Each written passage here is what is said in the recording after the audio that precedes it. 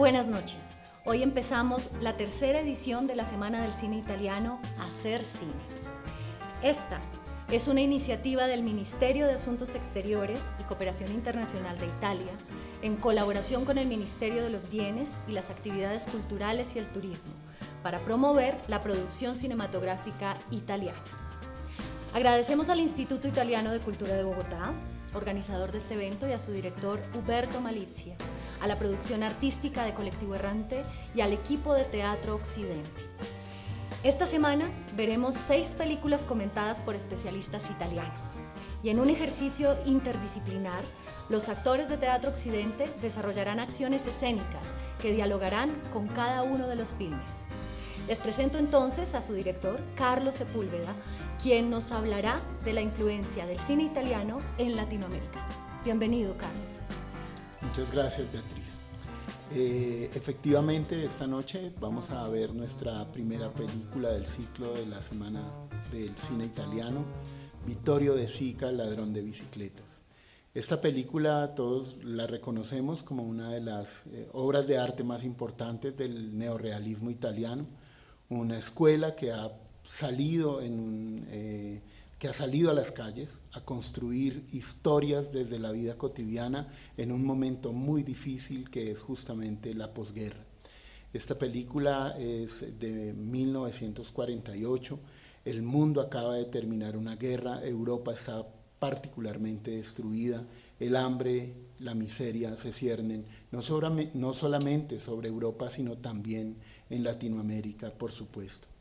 En ese momento nuestro país también está atravesando uno de los momentos más difíciles o de violencia más difícil de nuestra historia, que es todo el tema que se originó con el Bogotazo, es decir, con el asesinato del líder liberal Jorge Eliezer Gaitán. Esa confrontación que generó la muerte de Jorge Eliezer Gaitán, que era la esperanza, digamos, de las clases populares, pues generó no solamente un conflicto realmente violento en las ciudades, sino también en el campo, la cantidad de muertos, de desplazamientos, etcétera, que hubo alrededor de este difícil momento de nuestra historia. La película fue estrenada en Colombia en 1950. García Márquez, nuestro premio Nobel, que en ese momento era un joven que trabajaba en el Heraldo de Barranquilla, en el periódico Heraldo de Barranquilla, hacía crónica cinematográfica y él hace un artículo sobre esta película refiriéndose como la película más humana de todos los tiempos. García Márquez en ese artículo enfatiza en el componente de la bicicleta como un componente mágico, casi como una suerte de Pegaso misterioso, simbólico, que sería capaz de sacar a los personajes de la miseria, del hambre y de la desolación. Es importante también como contarles que tiene una relación muy directa con el teatro, en el sentido en que es una obra maestra completamente aristotélica, con sus 3 actos, también inclusive hay una figura del oráculo. Por eso es que nuestros actores, Jorge Acuña y Edwin Acero del Teatro Occidente, le hacen un homenaje a la película y al maestro Vittorio De Sica. Muchísimas gracias.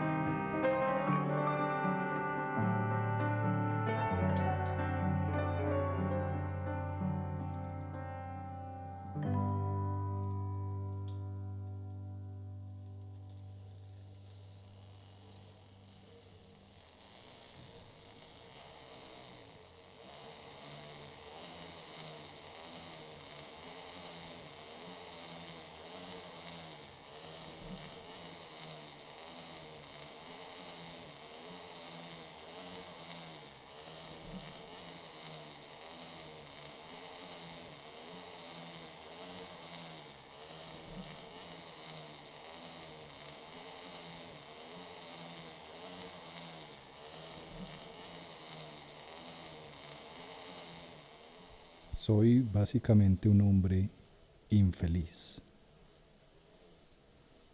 El mundo me da la impresión de crueldad. Leo en el periódico crímenes, asesinatos, divorcios, etc. No encuentro pruebas de sinceridad o solidaridad. Amo la humanidad, creo en la humanidad, pero la humanidad encuentra formas de desilusionarme. Las películas que dirijo casi siempre son melancólicas, y esto proviene del contraste entre mi amor y mi desilusión.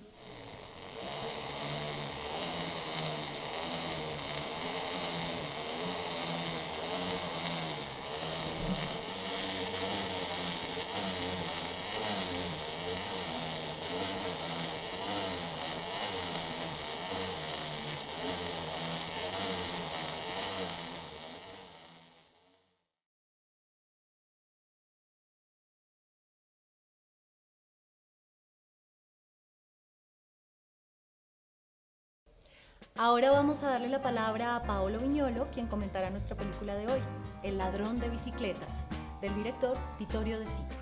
Creo que para entender el fenómeno del neorealismo en el cine italiano, antes que todo hay que contextualizarlo en lo que es el país al final de la Segunda Guerra Mundial.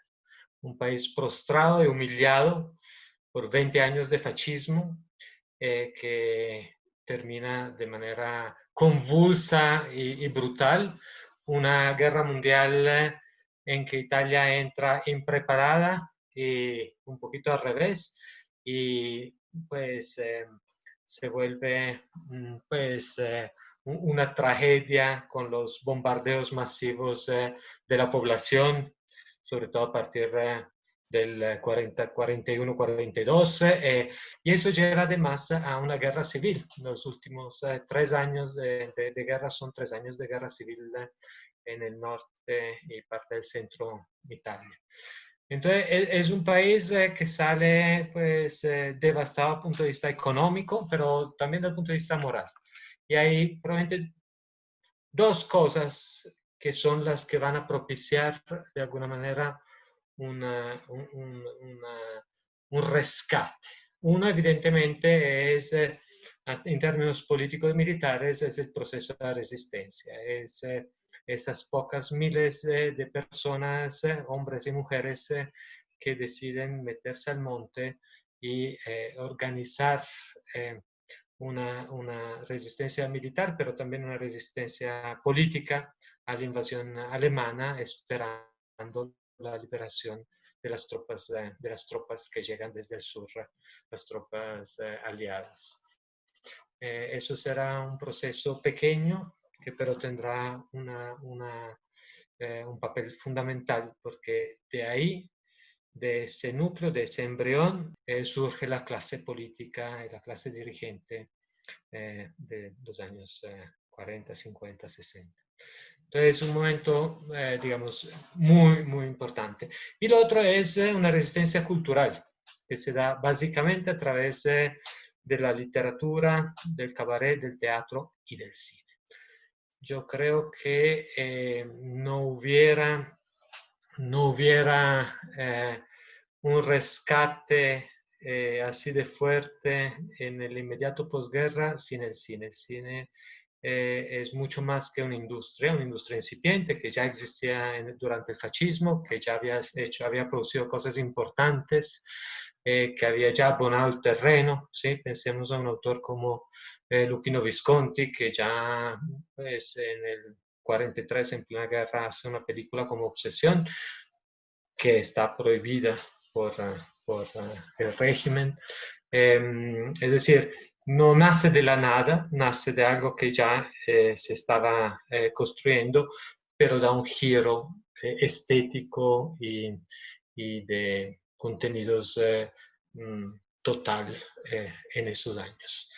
Y creo que ese movimiento de cine será lo que va a construir un tejido identitario y va a permitir un reconocimiento, un juego de identificaciones de sectores muy distintos de la sociedad italiana para ese proceso difícil que se dará después de la guerra. ¿Y en qué sentido el cine tiene un papel tan importante?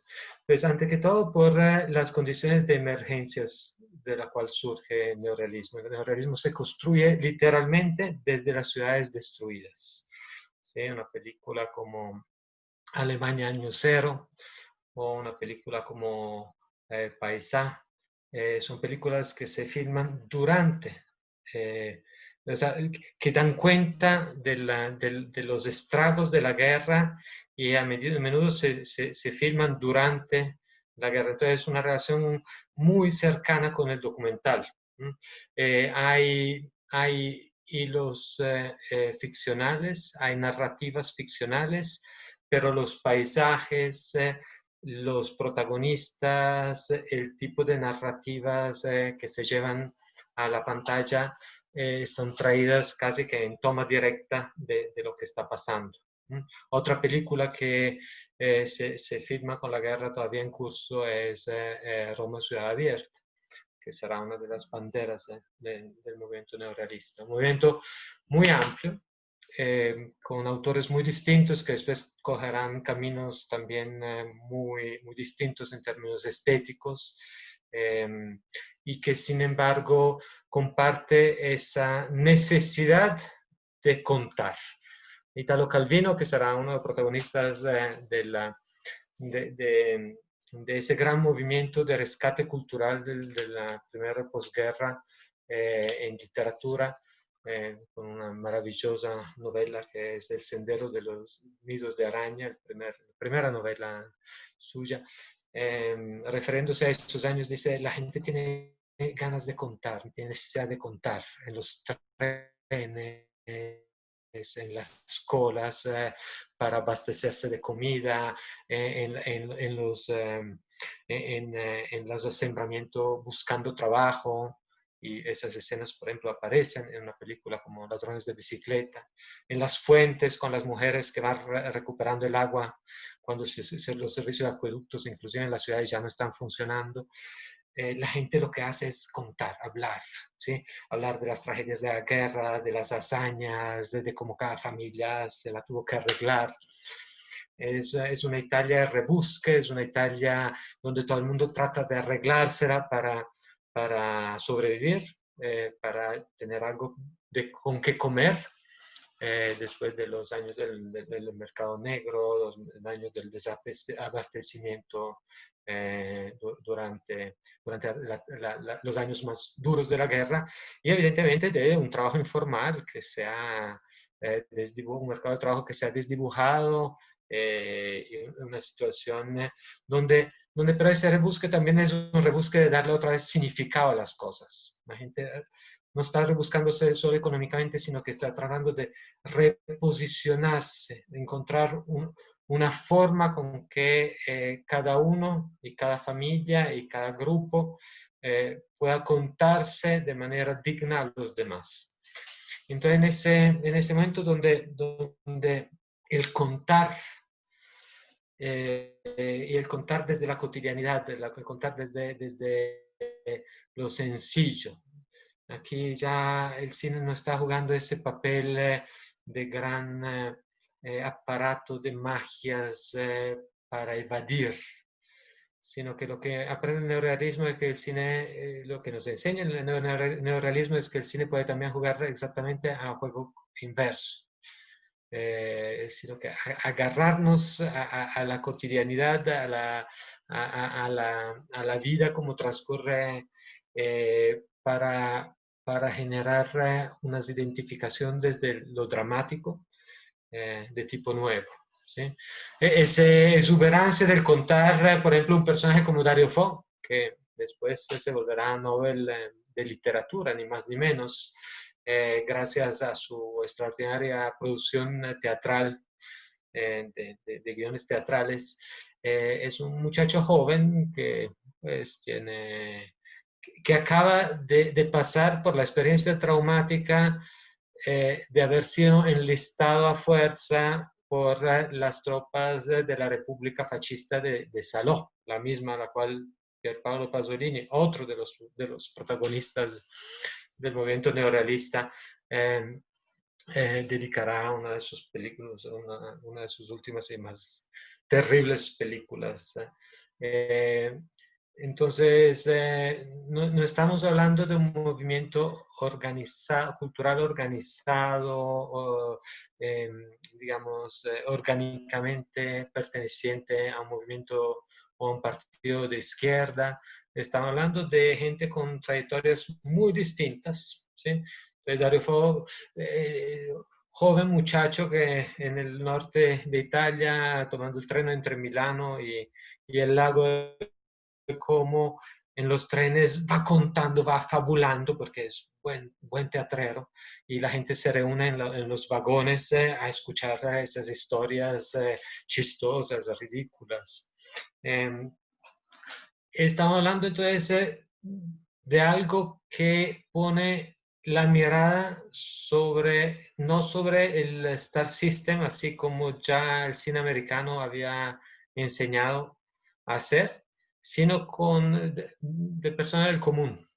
El neorrealismo busca rostros, caras y perfiles de personas comunes y corrientes. La mayoría de los actores, la gran mayoría de los, no todos, ¿sí? Pero hay personajes como Alain Delon, por ejemplo, Rocco y sus hermanos de Visconti. Hay actores famosos de cine que aparecen o que se volverán famosos con el neorrealismo.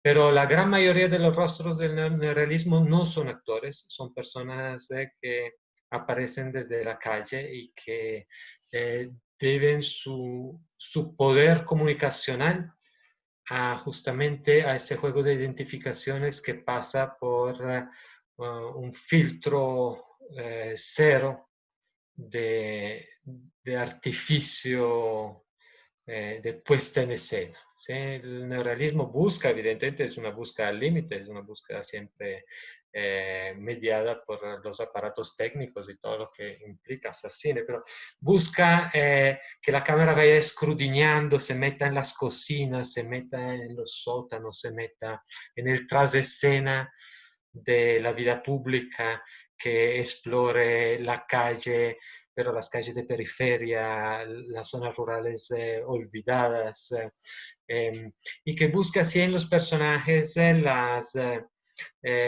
la parte menos heroica, más prosaica, y hacer poesía desde ahí, ¿sí? Hacer poesía de las ciudades y los edificios descompuestos por los bombardeos, las nuevas periferias con villas miserias de gente que está emigrando. Pensemos en una película como Accattone de Pierpaolo Pasolini, una de las últimas del neorealismo, ¿no? Que cuenta Le Borgate, cuenta las favelas de una Roma que no es la Roma para mostrar, la Roma oculta, la Roma de la cual de alguna manera hay que avergonzarse y desde ahí contar otras humanidades y otros relatos. Entonces, dentro de, digamos, de ese panorama, insisto, hay caminos distintos. Hay un neorrealismo que le jugará pronto a cierto melodrama que buscará y que después, digamos, generará una transición que llegará a la comedia italiana, así como se va imponiendo en los años 60. Habrá un neorrealismo que busca otros caminos, por ejemplo, una película extraordinaria y de pronto no tan conocida como Miracolo a Milano, Milagro en Milán, donde hay un final que es de puro realismo mágico, con todo el mundo volando por encima de la catedral del Duomo de Milán en escobas. Y en eso, pues, seguramente una de las películas que han marcado ese género por mucho tiempo, ha sido celebrado como una de las grandes películas, no solo del cine italiano, sino internacional, es Ladrones de Bicicleta. Ladrones de Bicicleta que debe su fuerza a esa doble mirada, la mirada de los adultos y la mirada del niño, del hijo, del protagonista. Y que, pues, sin entrar a contar la película que de verdad se defiende sola y se cuenta sola, pero es es un gran homenaje a la dignidad del trabajo. Y es una gran denuncia de las condiciones que impiden la dignidad del trabajo en un contexto como el contexto de posguerra en Italia. El trabajo como, no simplemente como sustento, sino que como oficio. El trabajo como rol social. El trabajo como algo que le permite a una persona mostrarse a cabeza alta, frente a los propios seres queridos, frente a la sociedad en general, que le permite soñar. El tener un trabajo es la posibilidad de soñar un futuro y construir un futuro. No tener un trabajo significa vivir en una situación de precariedad, y eso yo creo que es la contemporaneidad del neorealismo, ¿sí? Que nos cuenta de otras precariedades que nos involucran hoy en día, que nos cuenta de otra crisis del trabajo distinta, pero que nos toca fibras profundas hoy en día. No poder acceder a ese mundo del trabajo implica vivir en la ansiedad, en la incertidumbre y sobre todo en la indignidad de poderse mostrar frente a los propios hijos, a la propia pareja, a la propia familia, al propio barrio, como personas con un rol social, con un estatus. Entonces, todo ese extraordinario movimiento que tendrá su oleada larga hasta los años 60, 70, y que de alguna manera todavía es el corazón pulsante, el referente fundamental de lo que es la cultura italiana contemporánea. Será también, insisto, el cimiento de la República. Hay una clase dirigente y hay un movimiento cultural que permiten un gran pacto nacional. El pacto nacional que dura prácticamente hasta los años de Berlusconi. Hasta ahí empieza a inclinarse, a entrar en crisis, y hoy en día está francamente en crisis, francamente cuestionado, aunque todavía aguanta en sus líneas generales. ¿Cuál es ese pacto?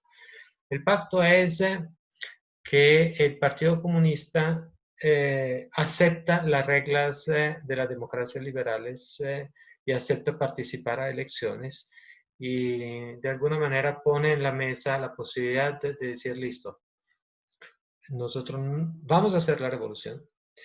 La revolución bolchevica va a pasar en Italia, pero no va a pasar ni hoy ni mañana, va a pasar de pronto pasado mañana.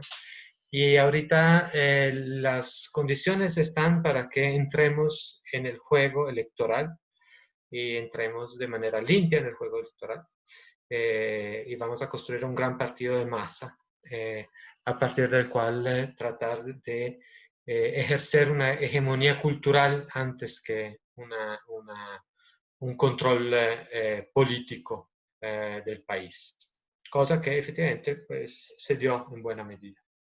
Pero a cambio exigimos que haya educación pública gratuita, que haya salud, un sistema de salud público gratuito para todo el mundo, y que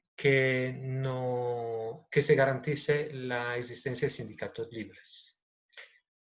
Y por el otro lado, hubo la inteligencia estratégica de entender que eso eran las condiciones mínimas para permitir un rescate social y económico del país. No hubiera habido el boom económico italiano y la gran despliegue de Italia, de la industrialización italiana, sin ese pacto de base, que era un pacto de tejido social antes que un pacto, era un pacto político en el sentido fuerte, amplio de la palabra. Pero ese pacto, yo estoy convencido que ese pacto fue un pacto que se pudo alcanzar también y sobre todo porque había detrás una construcción cultural compartida. Es decir, porque a pesar de narrativas totalmente divergentes, a pesar de que entre lo que era la derecha todavía nostálgica del régimen fascista y la izquierda que se asomaba teniendo como referente la Unión Soviética y los que en cambio miraban a Estados Unidos como el nuevo mito, el nuevo referente. Más allá de eso, había algo compartido que el cine, la literatura, el teatro habían logrado construir. El neorrealismo ahí ha permitido de alguna manera mostrar las historias, los rostros, las condiciones transversales a partir de lo cual entre italianos se puede llegar a un acuerdo. Entonces, en ese sentido, con una característica muy, muy peculiar. Es un gran pacto nacional donde la retórica es totalmente antinacionalista y contranacionalista. ¿Sí? El neorrealismo construye una identidad del ser italiano que, por contraste a 20 años de gran retórica patriótica, es una forma de sentirse italianos a pesar de ese nacionalismo. Ser italiano va más allá de las palabras vacías de los discursos trunfios del colonialismo y del militarismo con el cual el fascismo había llenado las plazas por tanto tiempo. Ser italiano se vuelve la capacidad de escuchar al otro, de arreglarse en situaciones más complicadas. Surgirá también otro mito que, como todos los mitos y como todos los estereotipos, también podrá volverse un problema y que probablemente tendrá su apogeo con el Oscar a otra película mucho tiempo después, ya en los años 80, que es Mediterráneo, que es la idea de italiani buona gente, brava gente, ¿sí? Italianos buena gente. El italiano va en guerra en Albania, pero lo que hace finalmente es ayudar a pintar la antigua iglesia ortodoxa y con su mandolina va a enamorar a la muchacha. Lo italiano como los que siempre buscan, que evidentemente es una retórica también absolutamente cuestionable. Es una retórica que, por ejemplo, oculta lo que ha sido la experiencia colonial italiana, una de las más desastrosas y las más brutales, el uso de gases químicos en África, pues, la brutal represiones en Abisinia, los exilios que se cometieron en los Balcanes, pero esa contraidentidad, esa identidad al revés, ese sentirse italianos a pesar de tener una nacionalidad italiana. Otra cosa importantísima es matices locales y regionales. El neorrealismo es una construcción que no se da desde la oficialidad del lenguaje y de la lengua italiana, de la lengua áulica italiana. El cine neorrealista es desde el dialecto, es desde el habla local, es desde los regionalismos. Y eso es absolutamente imprescindible para estar a contacto con los territorios. Pasolini lo dirá más adelante, dirá palabras importantes. Él dice, Pasolini, que en esos años, justo después de la guerra, llega a Roma desde el Friuli, desde una región a la frontera con Austria, como poeta dialectal, un autor que escribe en una lengua antigua y muy marginal en términos literarios, que es el friulano. Llega a Roma, entra, irrumpe de alguna manera nel mondo literario oficial, irrumpe porque es un personaje difícil de clasificar. Es comunista, pero es comunista heterodoxo. Su hermano fue matado por la resistencia de los partisanos yugoslavos a la frontera. Es católico, pero es declaradamente homosexual, cuando pues en Italia ser homosexuales era algo que simplemente no aparecía en la escena pública. Otra película italiana cuenta de manera maravillosa eso, una giornata particolare, un día particular. Esto es un personaje incómodo que escandaliza y pero al mismo tiempo logra construirse un espacio. Y a cierto momento migra al cine, pasa de la literatura, de la poesía en dialecto friulano a la literatura en italiano y muy rápidamente al cine. Una de las cosas que dice es que él quería justamente saltarse a la lengua italiana, porque la lengua italiana la sentía tremendamente retórica, construcción de una escuela pública que había pues, por mucho tiempo fomentado el nacionalismo, de un sistema que de alguna manera homogeneizaba y impedía que como esa Italia de las regiones, de las ciudades surgiera con toda su fuerza y ese mundo rural tuviera su lugar. Entonces dice, paso a una lengua, una gramática como la gramática cinematográfica que es más universal, me permite hablar con otros públicos y me permite de alguna manera hacer cuentas con mis historias de una manera distinta. Pasolini será uno de los últimos a jugar con los lenguajes del neorealismo y dejará una imprenta, una huella importantísima. Pues Catone creo que es la película clave para entender ahí la relación entre el neorealismo y Pasolini, que después cogerá su propio camino estético. Pero entonces esa importancia también de reivindicar otros lenguajes. El lenguaje callejero, el lenguaje que se expresa desde el habla popular, desde las miles matices regionales, que todavía no se han vuelto la caricatura que se volverán después en la comedia dell'arte, ¿no? En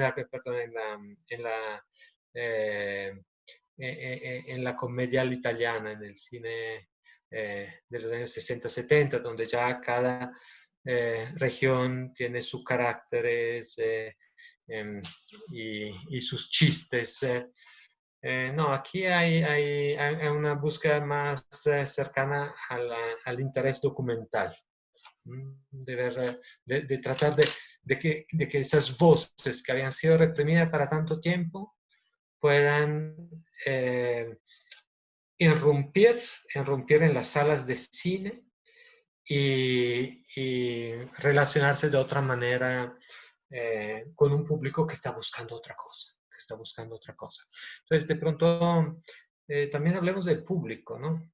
¿Quién es el público que va a escuchar las historias de un chulo que aprovecha de su mujer vendiéndola como prostituta en una barriada de la Roma del posguerra, o que cuenta las historias de los brigantes de Sardinia? ¿Quién va a escuchar esas historias? Pues hay un éxito de público extraordinario, ¿sí? el cine también va a ser una de las primeras industrias, lo era ya en los años 30, pero una industria popular, una industria donde las mismas personas protagonistas de esas historias acceden al cine. La idea fordista de que los que tienen que comprarse el carro son los mismos obreros que la construyen, que será el lema de la Italia de los años 60, de la industria automotriz de los años 60. De alguna manera con el neorrealismo se anticipa las industrias culturales. El cine es una industria popular. Hasta una persona que tiene un trabajo precario se la arregla para tener la boleta de cine para ir con la propia pareja al cine. No es solo un mundo burgués el que puede acceder a las magias de la sala oscura y de ese juego de sombras. Y entonces la gran emoción y la gran sorpresa de los años 40 es que en el cine ya no están esos íconos americanos, esas mujeres rubias imposibles, esas femme fatale francesas, sino que está el vecino, está el del barrio, la persona del barrio, están las historias de familia que uno escucha cuando se reúne en las plazas o en la hostería a almorzar. Y además, ese público no es solo público italiano, porque la otra cosa que marca el neorrealismo es que el neorrealismo va a ser un fenómeno internacional. El cine italiano, por primera vez, tiene un público y una acogida que desborda completamente sus fronteras. William Ospina comenta un libro de fotos sobre el Bogotazo y nos hace caer en cuenta de una cosa muy impresionante. Hay una foto del 9 de abril del 48, aquí en Bogotá, donde se ve una serie de personas tiradas al piso en medio del tiroteo, de la angustia de las primeras horas después del asesinato de Jorge Eliezer Gaitán. Estamos en pleno centro de Bogotá y está un letrero que está haciéndole publicidad a la nueva película que acaba de salir en el cine de Faenza. ¿Cuál es esa película? Roma, Ciudad Abierta. Una película grabada 3 años antes en una Roma en plena guerra civil, para un público en Bogotá en el 48, para un país que también está viviendo una guerra civil. Este tipo de cortocircuitos nos dan cuenta también de que el neorrealismo italiano no está hablando solo a Italia, a los italianos, sino que ha logrado de alguna manera conectarse con una sensibilidad y unos deseos y unos miedos que son ya pues de dimensión global. Por eso vale la pena volver a revisitar el neorrealismo e encontrarle cada vez más nuevas facetas, y celebro que aquí en Colombia podamos disfrutar y reflexionar sobre esta estación, esta temporada, este periodo extraordinario de la cultura italiana. Muchas gracias. Muchas gracias por acompañarnos. Ahora los dejo con El ladrón de bicicletas de Vittorio De Sica.